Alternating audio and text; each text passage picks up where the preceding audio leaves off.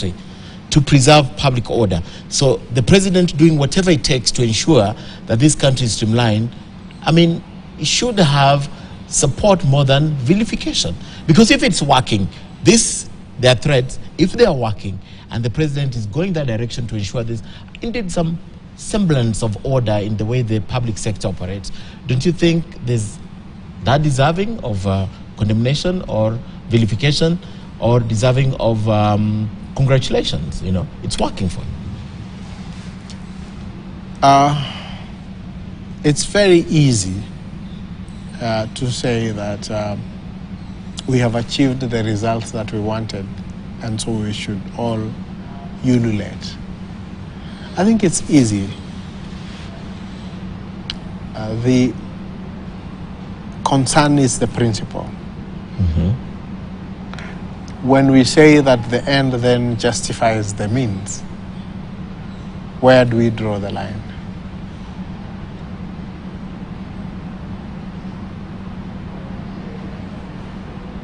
Where do we draw the line? Because it is an extremely subjective test.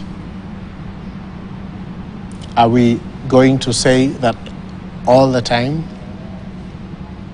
the president would be guided by national interests? As maybe, and I do not for one instance suggest that the motivations in terms of the reasons that have been put forth are not correct. That's not the point, because everyone has his side. He has his side. The investor or the other people who had the cases in court would have their side. And that's not the question of this discussion, whether those concerns and issues are correct or not. The problem is that it is an extremely subjective criteria. And I want to go back to why we make a constitution. We make a constitution because the very basic essence of a human being is self-preservation. I want to self-preserve, you want to self-preserve. And so you do everything possible to ensure that you have a nice livelihood. I do everything possible to ensure that I have a nice livelihood. If all of us do that, what does it create? It creates a situation of anarchy, because all of us are chasing self-preservation. Learn to ourselves. Yeah? And why do we then create a constitution? We now say that all of us want to subject ourselves to a certain objective criteria that will ensure that all of us can attain self-preservation.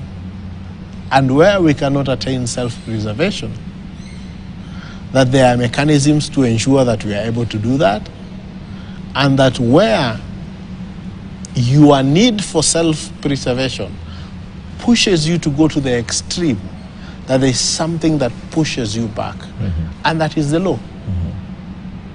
And that is why we go for the constitution, to eliminate the subjective test and adopt a more objective test that takes care of each and every one. My concern and the concern of the Law Society is that the moment we adopt a subjective test, there is nowhere we can draw the line. And the fact that there is nowhere where we can draw the line, it means that you and me and every person in this country is then fair game. Because the test is absolutely subjective. If I think that what I'm doing is good for public interest, then it goes. If somebody else thinks that what they're doing is good for public interest, then it goes. And you cannot now be able to begin to... It's chaos. It's chaos. Yeah, and it's what chaos. it does is that it leads to a situation of chaos. It's chaos. Yeah. One of the things that came to my mind when I